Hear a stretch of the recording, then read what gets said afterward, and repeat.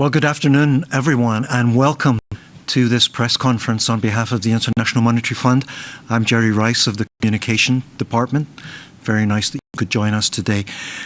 We are here for the annual IMF assessment of the U.S. economy, our so-called staff concluding statement on our Article 4 consultation. This is the annual economic assessment we do for our member countries. Today it's the United States.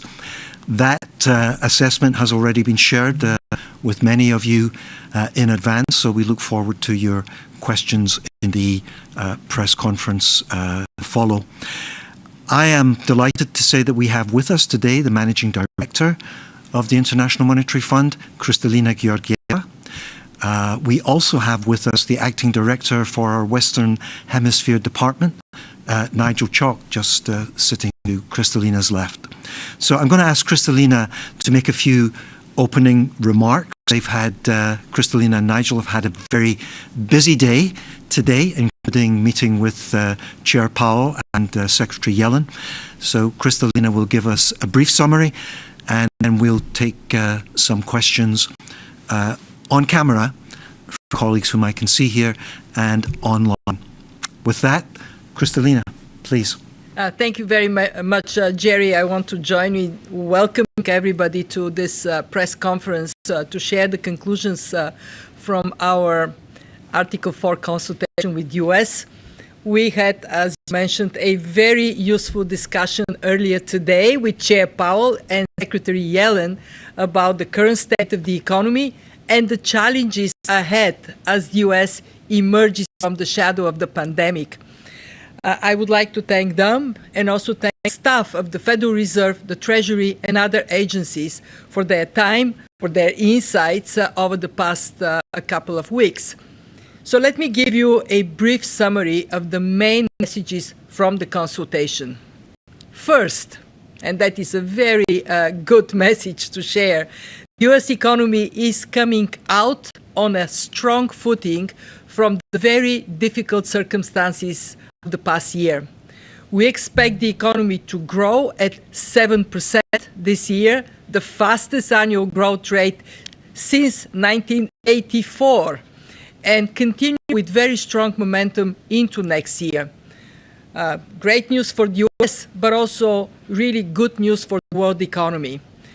Our outlook is based on the assumption that the American Jobs Plan and American Families Plan are both legislated later this year and in a form that is similar to that proposed by the administration.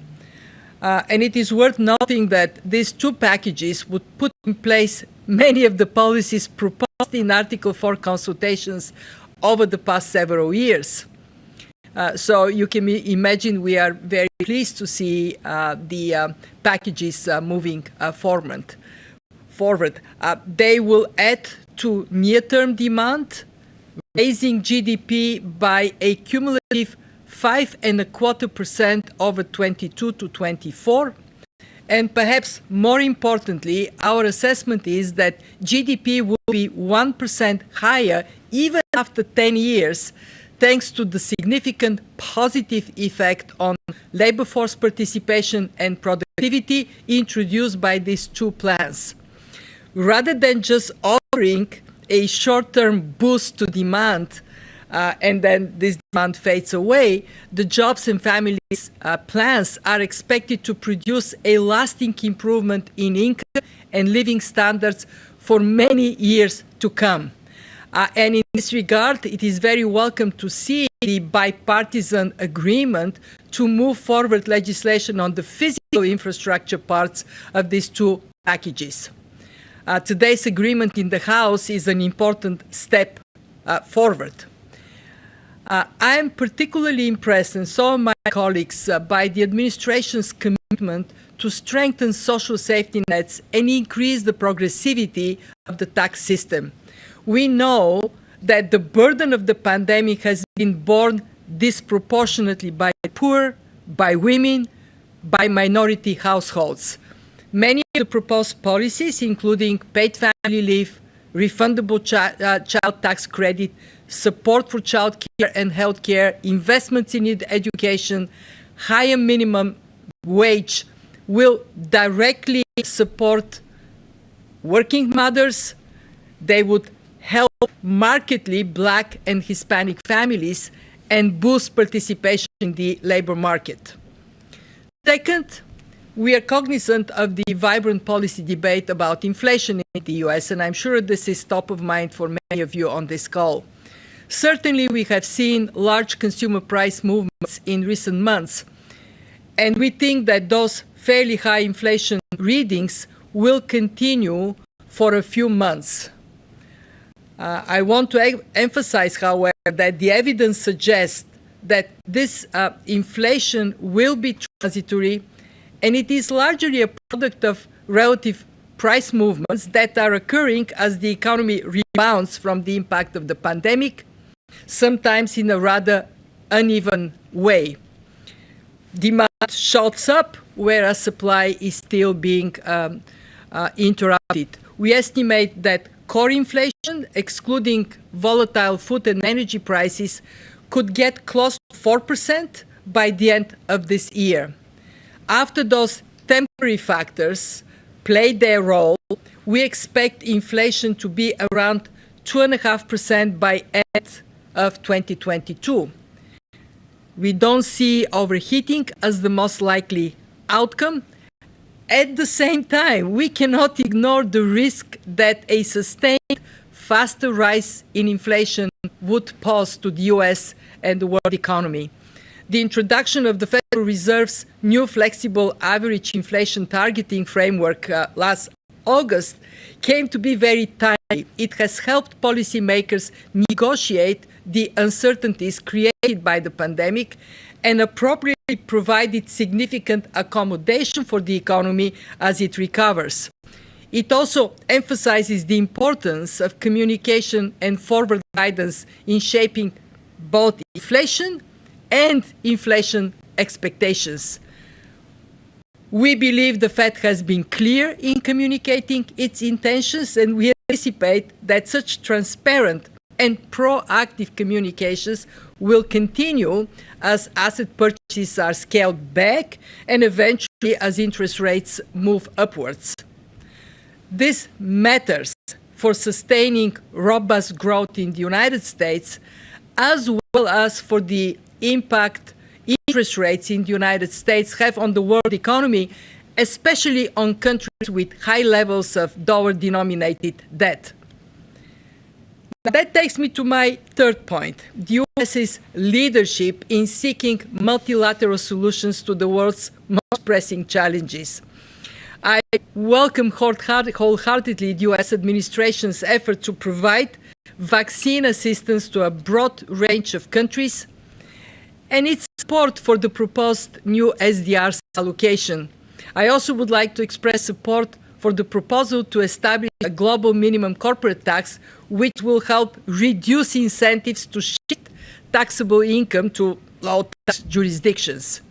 And let me join Secretary Yellen in welcoming the widespread support among 130 countries for this plan. On trade, our discussions revealed the administration's commitment to an open, transparent, rules-based international system. We are also supportive of the administration's priority to ensure that trade creates tangible benefits for the American people. We do not think that these two objectives are in conflict. Indeed, actually, we believe that with the ongoing efforts to increase productivity, make the US more competitive, a rolling back of recent trade restrictions and tariffs, as well as a level playing field in federal procurement, will be important forces to create good, well-paying jobs and to strengthen living standards in the US. And finally, I want to welcome the administration's renewed focus on reducing carbon emissions and to boost investments in climate change mitigation and adaptation. No question, US leadership in this area is critical for the well-being of our planet and for our future. Proposed spending on green infrastructure, efforts to remove fossil fuel subsidies, very valuable steps going forward, and more will have to follow. In this consultation, we have particularly argued for a greater focus on curbing emissions in the agriculture sector and for pricing carbon best done through a federal carbon tax for the benefits of jobs and growth in the US and for the goal of addressing the global climate challenge. These are my introductory comments, and I look very much forward to your questions. Thank you very much, Kristalina. So we'll get right to the questions, and I will ask you to keep them short.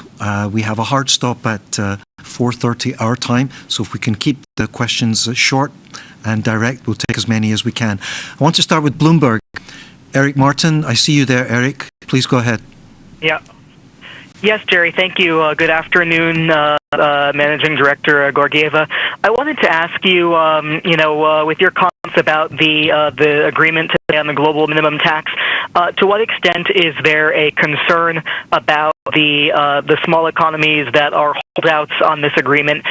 Is that a concern for the fund as far as reaching an agreement that can be universally accepted and that can be effective heading into the G20? Thank you. The fund has advocated for many years for minimal corporate tax that is applied globally. Why? Because what we have seen is a race to the bottom and tax avoidance, not only that is damaging for the countries where less tax is collected than otherwise it could have been collected, but also it is damaging for a more aggressive financing of human and physical capital investments at a time when the world economy is going through a remarkable structural transformation. We are very encouraged by the fact that we now have 130 countries endorsing this proposal. This is 90% of the world economy. And I'm confident that work will continue to make sure that the countries that are not yet on board, they can recognize their own interests and there can be a pathway to bring them on board. Very clearly, this train finally has left the station. I can tell you I've been sitting in many international meetings when we talk about minimal global corporate tax. And I would frankly sometimes just switch off because nothing was happening. Finally, there is traction, and this is really great. We do advocate at the fund to pay attention to the specificity of developing countries, especially to make sure that whatever is done is simple. So administrations of countries with less capability can apply, and we will continue to add our voice to let's get it done. It is good for everyone. Thank you so much, Kristalina. Let me turn to, I see Heather Scott from AFP. Heather, would you like to come in with a question? Yeah, thanks very much, Gerry, and thank you. It's good to see you, Managing Director. We were wondering, this report mentions concern about the sort of vaccine hesitancy and slowing rates of vaccinations in the United States. How concerned are you about that, and how much of a drag do you think that could create for the economy? And speaking of drag, you're also assuming that the Congress will approve these two massive spending packages, which seems quite optimistic given the political environment here. What's the risk that doesn't happen if the packages either don't go through or are very much smaller as far as your forecast and the outlook for the economy? Thank you. Thank you for these two questions. At the IMF, we have been very loud and clear on the importance to focus on vaccinations. Our message is vaccine policy this year, most likely also next year, is economic policy. And we would like to see the whole world moving faster towards vaccinations. We set a target globally, 40% vaccinations at least by the end of this year, 60% by mid next year. The US has moved very rapidly. What we see now is vaccinations exceeding 50%. And I do hope to see continuation of that movement because that is where the world economy can durably find a pathway to exit this crisis, rather than leaving patches as fertile ground for mutations to come to continue to come around. But let me be very clear, the US has made very significant progress. We see that when a country gets to 50% and more of vaccinations, that leads to significantly improved economic performance. To your second question, the US economy is going to grow strongly this year. It is on a path to reach, as I mentioned, 7% growth. Where the packages are important is to retain that strong momentum, increase productivity, increase labor market participation in the years to come. As I mentioned in my opening comments, we account for 5.25% cumulative increase of GDP between now and 2024.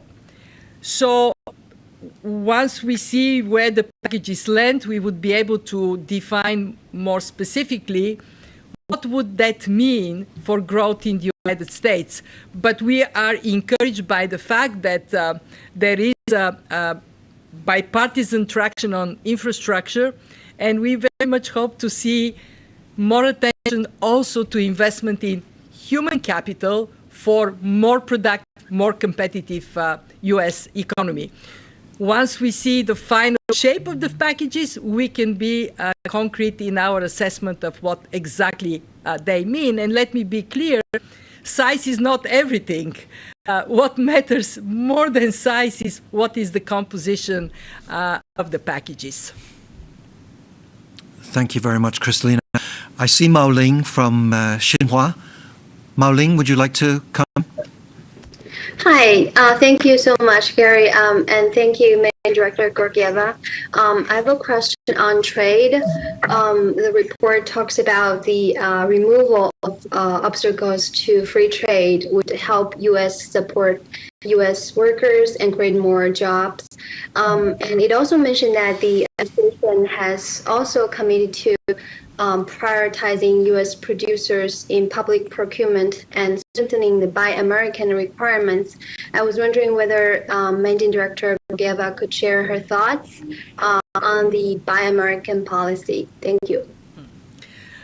What we recognize is that the administration is clear about its commitment to a rules-based international trade system, and that they have engaged globally to seek ways in which we can see reforms of the international trade system that are long overdue. And I'm confident that as progress is made globally to resolve some of the outstanding issues that have been holding the full benefit of trade back, that would be also integrated in not only in the US but across the world in domestic policies.